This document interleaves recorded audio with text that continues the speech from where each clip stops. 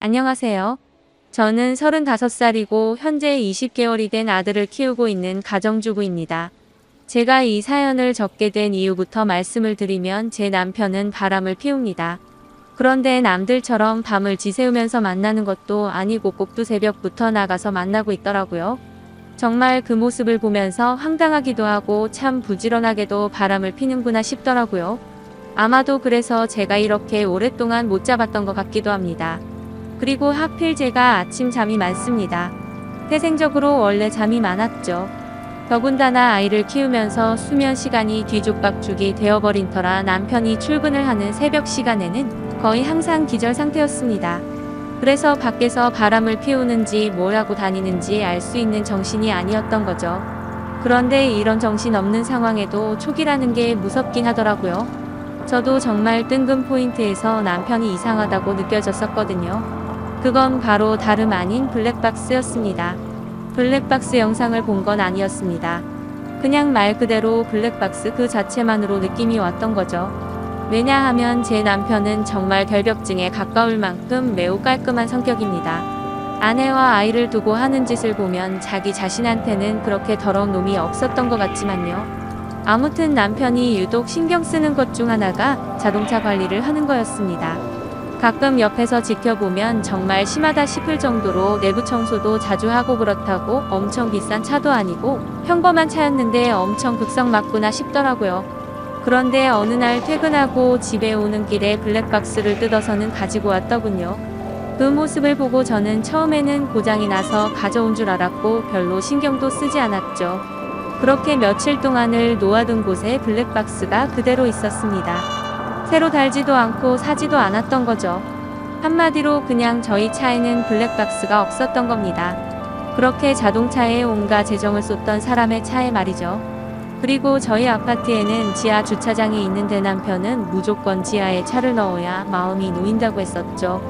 분리수거 하는 날이나 야근하고 늦게 와서 지하 주차장이 꽉 찼을 때는 어쩔 수 없이 지상에 주차를 하고 들어와서는 지하에 주차를 할 수 있을 때까지 매 시간 들락날락 할 정도였습니다. 그렇게 결국 무조건 지하에 넣어놔야 안심하고는 잠을 자는 성격이죠. 이게 뭔가 앞뒤가 안 맞지 않나요? 차를 그렇게 애지중지하는 사람의 행동이라고는 볼 수가 없었고 그때부터 뭔가 이상하다는 촉이 왔었죠. 그렇게 의심을 하던 중 큰 사건이 하나 터졌습니다. 제가 새벽까지 아이 달래느라 잠을 거의 못 자서 침대에 누워 뒤척이고 있는데 옆에서 남편이 갑자기 벌떡 일어나더니 화장실도 아니고 주방으로 급하게 가더라고요. 그래서 뭐지 싶어서 시간을 봤더니 아직 출근 시간은 한참 멀었는데 도대체 뭘 하는 거지 싶었습니다. 그렇게 눈을 감고 가만히 누워있는데 주방에서 고소한 냄새가 났죠. 아마도 토스트를 굽는 것 같았어요. 그러더니 어디론가 전화를 하더니 계속 먹을 걸 만들었고 15분 정도가 지난 뒤 주방에서 나와서 샤워를 하고는 출근 준비를 해서 나가더라고요. 일부러 자는 척 하고 있던 저는 남편이 나가자마자 주방으로 가봤습니다. 그런데 주방에는 아무런 흔적도 없이 엄청 깨끗하게 되어 있더라고요. 내가 꿈을 꾼 건가 싶었고 황당했죠. 그래서 눈에 보이는 후라이팬을 밑바닥을 만져보니 아직 미지근하더군요. 아무런 흔적도 없는데 뭔가를 만들기는 만들었다는 거였습니다. 그날 이후 제 의심은 극도로 올라갔고 수면 패턴이 아예 바뀌어버려서 밤에 잠을 못 잤습니다. 그래서 일부러 자는 척하면서 새벽마다 남편이 출근하는 걸 봤습니다. 밤새 안 자는 척 하긴 어려웠기에 아이 방에서 자는 척을 하고 남편의 인기척이 들리면 문틈으로 밖을 봤죠. 그날도 어제와 같이 일어나자마자 주방으로 가더니 커피를 타서 보온병에 넣더군요. 실루엣만 봐도 세상 신나 보였죠. 작은 소리로 콧노래를 흥얼거리면서 마치 소풍 가는 사람처럼 즐겁게 준비를 하더라고요. 그리고는 전날과 같이 뒷정리를 흔적도 없이 깔끔하게 해놓고는 출근을 했습니다. 하루 이틀이면 그러려니 했을지도 몰랐을 겁니다. 그런데 매일 새벽 5시 30분이면 기계처럼 일어나서 무언가를 열심히 만들어서 6시 정각에는 집 밖으로 나갔습니다. 남편이 9시까지 출근해야 했는데 평소에는 7시에 나갔는데 1시간이나 일찍 나갔던 거죠. 회사에서 무슨 일이라도 있나? 아니면 혹시 투잡이라도 뛰는 건가? 별의별 생각을 다 했죠. 솔직히 그때까지도 저는 제 남편을 믿었습니다. 하지만 매일같이 그런 모습을 보다 보니 의심은 나날이 커져가더라고요. 그래서 결국 저는 남편이 자는 동안 핸드폰을 뒤져봤어요. 패턴 암호는 연애 시절 그대로 쓰더군요. 근데 아무것도 없었습니다. 카톡도 회사 단체 단톡방 외에는 특이한 것도 없었고 문자나 통화 기록도 너무 깨끗했습니다. 그래서 제가 괜히 남편을 의심한 건가 착각을 하기도 했죠.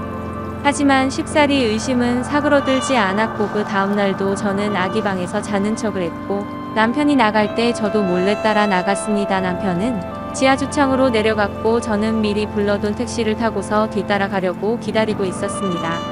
그런데 택시에서 10분을 기다려도 남편의 차는 올라올 생각을 하지 않더라고요.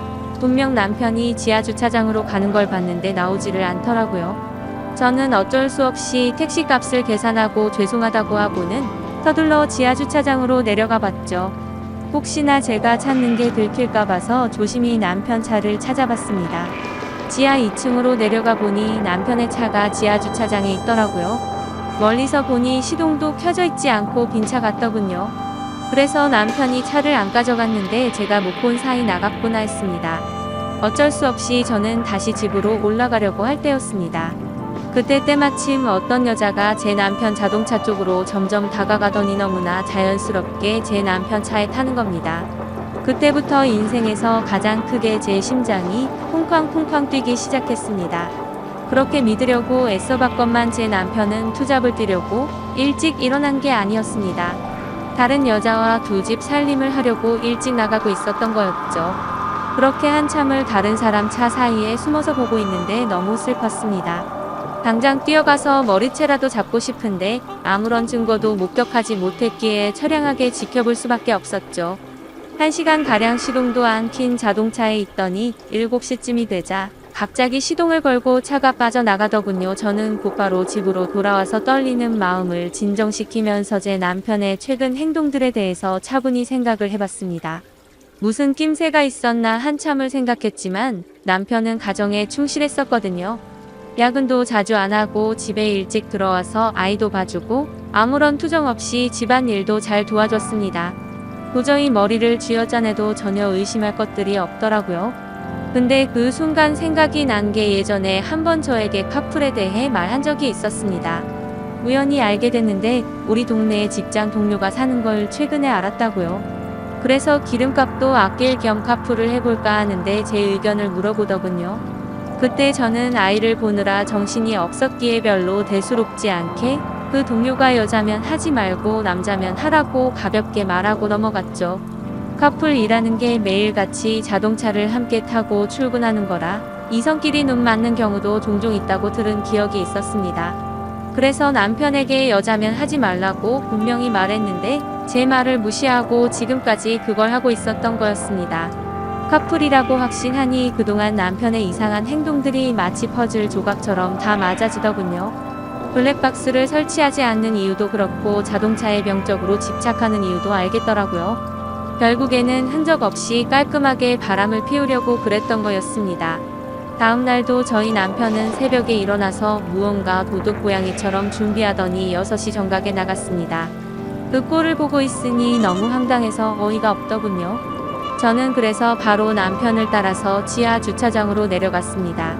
이번에도 자동차에 타서는 시동도 걸지 않고 그 여자를 기다리고 있더군요.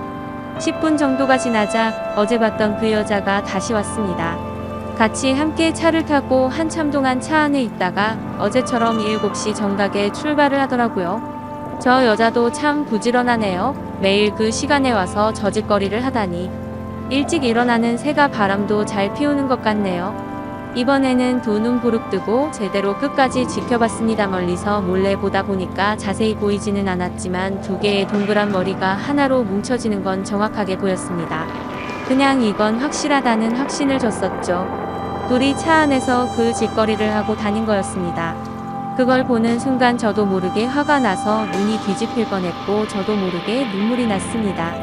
남편의 불륜이라는 걸 직접 겪어보니 분노가 머리끝까지 치밀어 오르더라고요.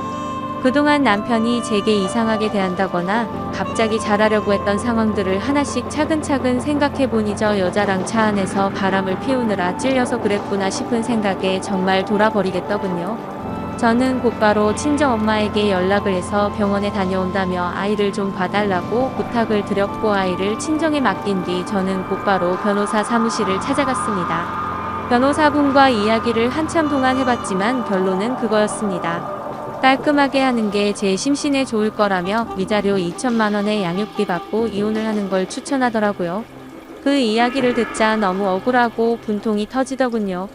어떻게 남편이 타고 다니는 자동차 가격보다 낮은 금액으로 내 인생 날린 걸 퉁치려고 한다는 게 말이 됩니까? 그래서 저는 일단 다시 연락드린다고 말하고는 변호사 사무실을 나왔습니다.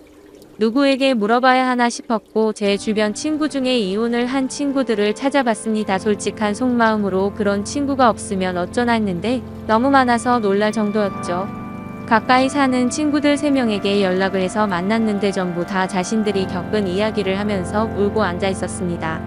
그런데 이야기를 들어보면 대충 돈은 다 비슷하게 받았더라고요. 사실 재벌 집에 시집가지 않고서야 거기서 거기겠지 싶더군요. 저는 32살에 아이를 낳았고 제 아이가 몸이 많이 약해서 새벽에 응급실만 3번 다녀오고 나서 도저히 일과 육아를 병행할 수 없겠구나 싶었고 그냥 깔끔하게 8년 다니던 그 좋은 직장을 그만뒀습니다. 그런데 이런 건 어떻게 보상해줍니까? 고작 2천만 원이라니 너무 허탈했습니다. 아무튼 그건 나중에 해결할 문제라는 생각에 저는 친구들과 헤어지고서 그 두 인간에게 복수를 하기 위해서 곧바로 페인트를 사러 갔습니다. 가자마자 페인트 사장님에게 가장 안 지워지고 오래 가는 걸로 달라고 말씀을 드렸고 빨간색 페인트 4통과 두툼한 붓도 몇 개를 사서 배달을 부탁드리고 집으로 들어갔죠. 그날 저녁도 다른 날과 다르지 않게 남편은 퇴근하고 일찍 집에 들어와서 집안일을 도와주더군요. 그 꼴을 보고 있으니 나중에 제가 없어도 참 잘 살겠구나 싶었습니다. 그리고 기가 막히게도 대뜸 주말에 출장이 잡혀서 갔다 온다고 하는데 속이 뻔히 보이더군요. 역겨운 마음에 욕이 튀어나올 뻔했지만 증거도 만들어야 했고 복수를 제대로 해야 한다는 생각에 겨우 참았습니다. 잠이 들 준비를 마친 뒤 남편은 인터넷으로 볼만한 영화를 찾고 있길래 무슨 영화냐고 같이 보자고 제가 은근슬쩍 찔러봤습니다. 그러자 남편은 나중에 회사에서 쉴 때 본다고 말하더군요. 그러더니 저를 위하는 척 하면서 일찍 자라고 하더라고요. 웃음밖에 안 나왔습니다. 블랙박스 떼놓고 그 자리에 영화 틀어놓고 둘이서 보려는 게 눈에 뻔히 그려졌습니다. 그래서 이를 갈면서 아무렇지도 않은 척 저는 남편에게 말했죠. 자기도 일찍 일어나려면 피곤할 텐데 대충 고르고 쉬어라고 말하고는 저는 아이방으로 갔습니다. 어차피 오늘 아무리 재밌는 영화를 고르면 뭐하냐 싶었죠. 내일 내가 가서 깽판 치면 영화는 10분도 보지 못할 텐데 한심스럽더군요. 그렇게 그날 밤이 지나고 새벽이 되었습니다. 아니나 다를까 부지런하신 남편놈은 똑같이 새벽에 일어나더니 열심히 준비를 해서 나갔고요. 저도 곧바로 엄마에게 빌린 차에 실어뒀던 고무장갑을 양손에 끼고 페인트와 붓을 빼들고 따라갔습니다. 지하주차장에 도착하니 항상 주차하는 곳에 남편의 차가 보였습니다. 심장이 터질 듯이 떨리고 무서운 마음도 들었지만 최대한 차분히 기다렸습니다. 그러자 상간녀가 또각또각 구두 소리를 내면서 기분 좋은지 생글생글 웃으면서 차로 다가가더군요. 그렇게 그 여자가 남편 차에 타는 것까지 확인을 했습니다. 그리고 저도 페인트 뚜껑을 열어서 들었고 다른 한 손에는 휴대폰을 들고서 남편 차로 조용히 다가갔죠. 심장이 터질 것 같았고 무서웠지만 그 마음은 곧바로 분노로 바뀌었습니다. 가까이 다가가서 보니까 둘은 아주 한 몸이 되기 직전이더군요. 저는 곧바로 휴대폰으로 동영상 녹화를 하고서 주머니에서 붓을 빼들었습니다. 남편 차가 실버 색상인데 빨간 페인트를 찍어서 남편 차에다가 그대로 글자를 적기 시작했습니다. 진짜 그 순간 엄청나게 통쾌했고 페인트가 기가 막히더군요. 저는 그곳에다가 불륜남과 상간녀가 타고 있어요 라고 적었습니다. 빨강색 글씨에 큼직하게 써서 멀리서도 곧바로 보이겠더라고요. 자동차 앞 유리에도 글자를 적기 시작했어요. 조수석 부분에는 상간녀라고 적었고요. 운전석에는 불륜남이라고 또박또박 적어놨습니다. 차 안에 두 사람은 멍하니 깜짝 놀라서 멍하니 저만 바라보고 있더라고요. 너무 역겨운 마음에 저는 그 두 사람을 쳐다보지도 않았습니다. 그렇게 바로 자동차 뒤로 가서 우리 지금 바람펴요 라고 적어줬고요. 트렁크에다가는 바람피는 유부남이라고 적었습니다. 그렇게 실컷 페인트 칠을 마치고 나서 조수석으로 다가가서 유리창을 톡톡 두드렸습니다. 당장 열어라, 망치 갖고 와서 깨부셔버리기 전에라고 말하자 운전석에 있던 남편이 내리더군요. 남편은 차에서 내려서는 가까이 오지도 못하면서 오해라고 난리가 났고요. 저는 붓을 들고 너한테도 온통 페인트질 해줄 테니 가까이 오라면 네가 인간이냐고 소리를 질렀습니다. 그렇게 난리가 났는데도 그 상간녀는 끝까지 차에서 내리지 않더라고요.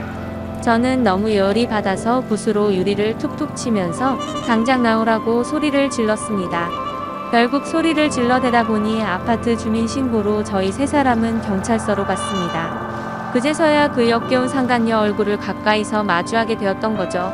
조금 뒤에는 상간녀의 남편 같은 사람이 경찰서로 뛰어들어 왔고요. 저는 다른 계획이 있었기에 아무 말도 하지 않고 가만히 냅두고 있었습니다. 제 남편과 이 여자가 저를 어떻게 신고하겠어요? 저는 바쁘니까 알아서 하세요라고 말하고는 경찰서에서 나와버렸습니다. 그리고 몰래 숨어서 지켜보고 있으니 제 남편과 그 상간녀는 같이 출근을 했고 저는 그 상간녀의 남편을 뒤따라갔습니다. 따라가보니 저희 바로 옆 동에 살고 있더라고요.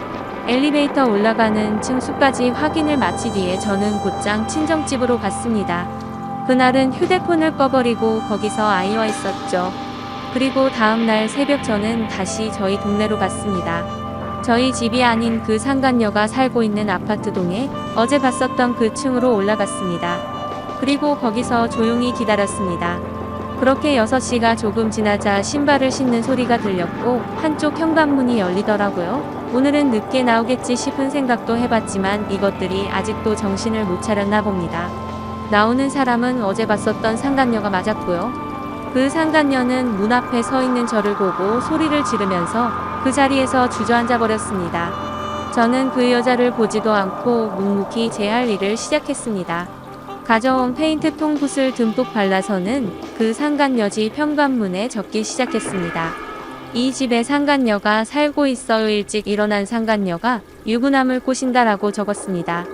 그 상간녀는 소리를 지르기 시작했고 저는 아무렇지 않게 아주 태연하게 계속 글자를 적어나갔습니다. 카풀 뜯어먹는 소리 안에 차에서 이상한 집이라고 적고 있는데 갑자기 그 집에서 그 여자의 남편이 뛰쳐나오더라고요. 저를 보자마자 또 이 아줌마냐고 도대체 왜 그러냐고 하더군요. 남의 집에 무슨 짓거리냐며 이거 전부 다 손해배상 청구할 테니 그렇게 알라고 하더라고요. 저는 그 여자 남편한테 물어봤습니다. 아저씨, 혹시 아저씨도 아침 잠이 많으신가요? 일찍 못 일어나시죠? 라고 물었습니다. 그러자 그게 무슨 소리냐며 아침 잠하고 이 짓이랑 무슨 상관이냐며 화를 내더군요. 저는 제 핸드폰을 꺼내서 어제 녹화한 영상을 보여주면서 말했습니다. 아저씨, 와이프랑 내 남편 놈이랑 꼭두 새벽마다 만나서 그렇게 부지런하게 자동차에 둘이 달라붙어서 커플인지 뭔지 바람을 폈어요. 아저씨도 정신 차리세요. 라고 했죠. 그때 때마침 제 남편에게서 전화가 오더라고요. 전화를 받자마자 지금 어디냐고 버럭 소리를 지르더라고요. 안 그래도 열받는데 저를 또 건들더군요. 그래서 제가 한마디 했습니다. 야, 다음에는 이 차례야. 너는 회사에서 딱 기다리고 있어라. 내가 페인트통 들고 지금 바로 갈 거니까. 그 시각이 아침 7시였는데 그 여자 집 앞에서 소리를 지르고 있었습니다. 또 다시 주민신고가 들어갔는지 곧바로 아파트 경비 직원분들이 올라왔고 저는 강제적으로 그 사람들에게 떠밀려서 엘리베이터에 올라탔습니다. 1층으로 내려가니 제 남편이 이쪽으로 뛰어오고 있더군요. 이젠 더 이상 그 자동차 안에서는 못 기다리나봐? 라고 했더니 남편이 그러더라고요. 적당히 좀 해라며 동네 창피하게 아침마다 뭐 하는 거냐고요. 그 말을 듣는 순간 피해자 코스프레를 하길래 너무 역겨워서 구역질이 날 것 같았고 정말 너무 화가 났습니다. 그래서 저는 곧바로 소리를 지르면서 말했습니다. 그럼 내가 아침마다 동네에서 한 짓은 뭐냐고 물었고 주차장에서 그 짓거리 한 건 당당하냐고 소리 질렀습니다. 그러자 남편이 제 행동이 질린다면서 제가 원하는 대로 이혼해준다며 되려 큰 소리를 치더라고요. 아무리 간통죄가 없어졌다고 해도 저렇게 당당하게 이혼을 해준다라는 소리가 나오는 게 어이가 없었습니다. 저는 더 이상 분노를 참을 수가 없었고 들고 있던 페인트 붓으로 남편의 뺨을 쳐버리고 돌아서서 갔습니다.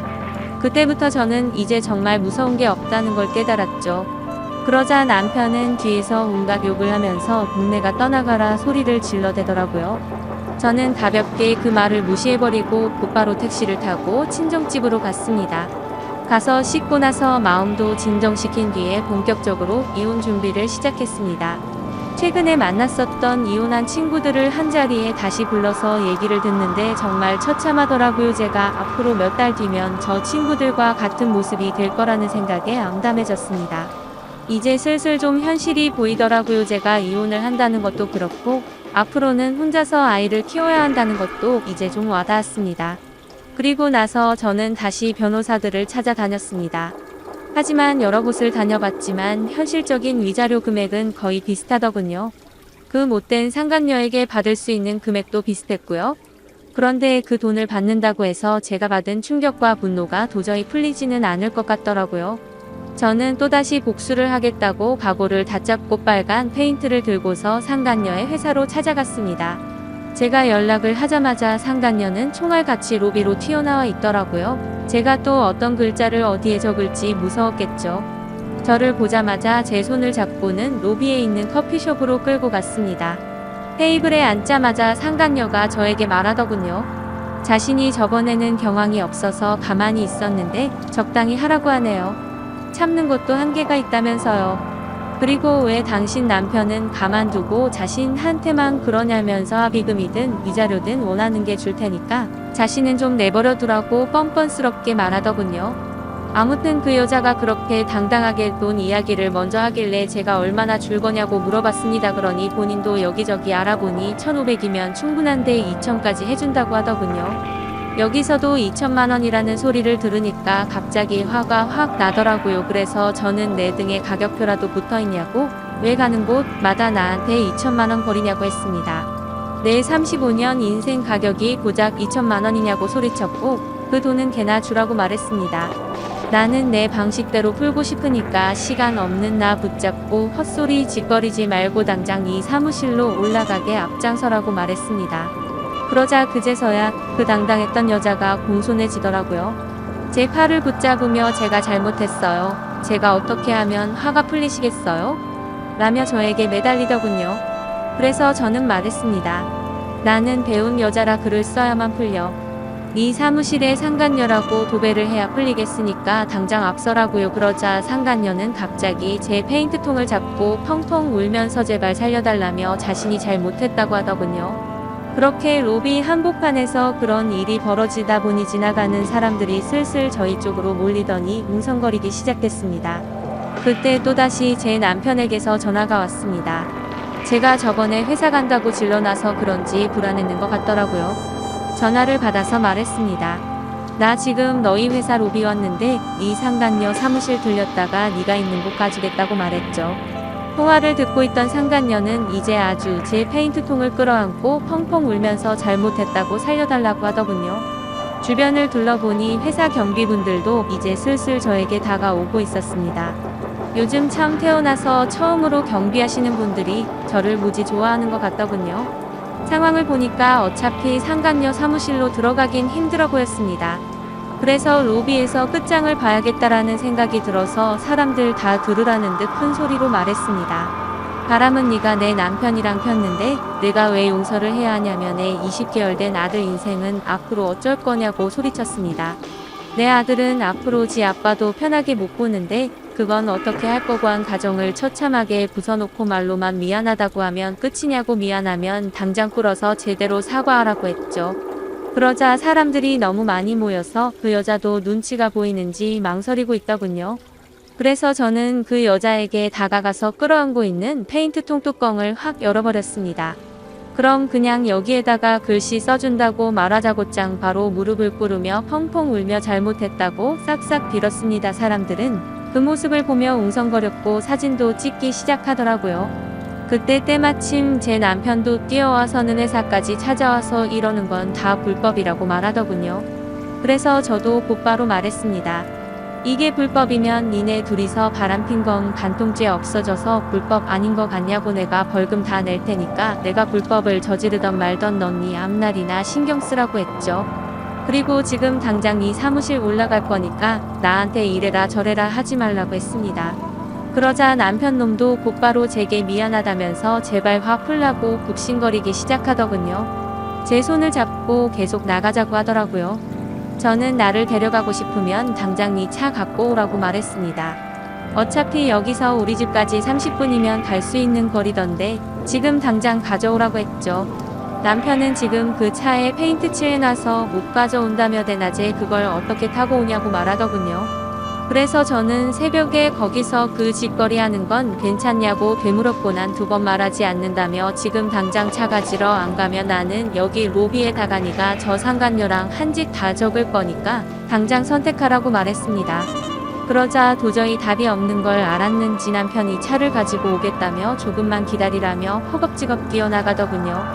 저는 아무렇지 않게 태연하게 아까 있었던 커피숍에 앉아서 다시 상간녀를 불러서 내 남편이 새벽마다 타다 준 그 커피보다 맛있는 걸로 좀 시켜보라고 말하고는 가만히 앉아서 그렇게 남편을 기다렸습니다. 1시간 동안 기다리니까 남편은 결국 그 차를 끌고 왔더군요. 주차되어 있는 거리로 나가보니 주변에 있던 모든 사람들이 다 차를 쳐다보긴 하는데 통쾌하더라고요.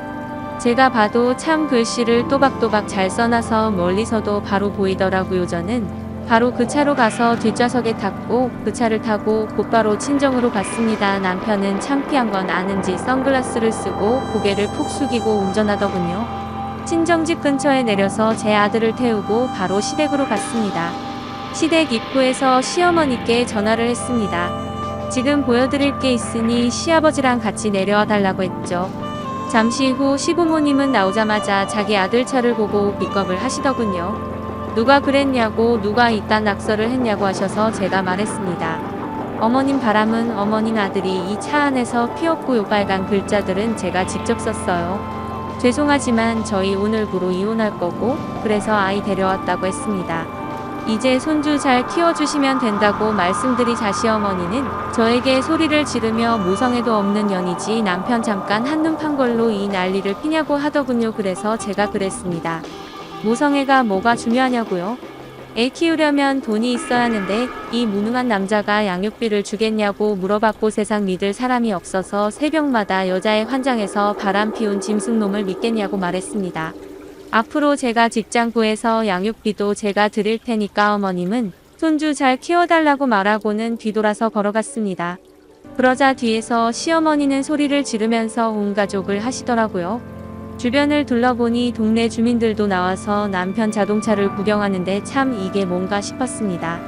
그렇게 저는 택시를 타고 친정으로 가는 동안 정말 많이 울었습니다. 저렇게 한풀이를 하고 당당한 척을 했어도 전혀 괜찮지 않았고 너무 힘들었거든요. 제 아이 걱정도 많이 됐지만 저는 어쩔 수 없이 참아야 했습니다. 아이를 위해서라도 제가 돈을 벌어야 했고 그 누구도 믿을 수가 없었기 때문이었죠. 그렇게 저희는 결국 법적으로 이제 남남이 되었고 이혼 서류에 도장을 찍었습니다. 그리고 가장 걱정했던 아이 문제는 잘 해결되었어요. 시댁에서 3일 만에 전화가 오더라고요. 아이 데려가라면서 도저히 안 되겠다고 힘들다고 하시더군요. 남편도 저에게 아이 데려가라고 해코칭권과 양육권 포기 각서 받고 다시 데려왔습니다.